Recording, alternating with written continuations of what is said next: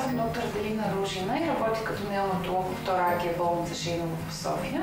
Това е Самуил, той е на почти 2 месеца и сега с него ще ви покажем как е правилно да вдигаме бебето, да го държим по начин, който е безопасен за него.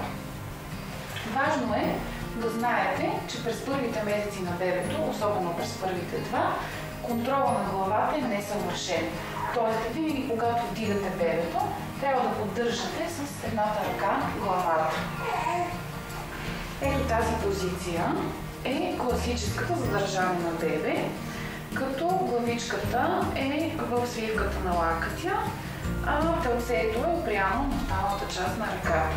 По този начин бебето се чувстват много добре и тази позиция е удобна за хранене. Другата позиция, която им действа много успокояващо, е така наречената позиция тигърчен наклон. При нея отново главата, но този път бузите на бебето са опряни от сгъвката на лакътя и ръчичките и кръчетата висят свободно надолу. Можем да гарим бебето по гръбчето, а и също така удобен начин за оригване.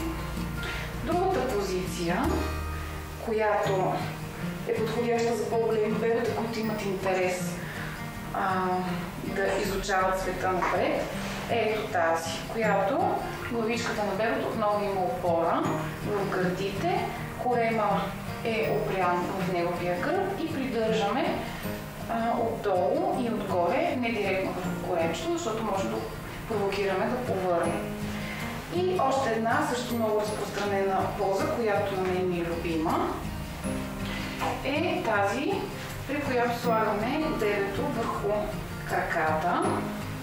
Ето така, с кръчета опряни върху нашия корем.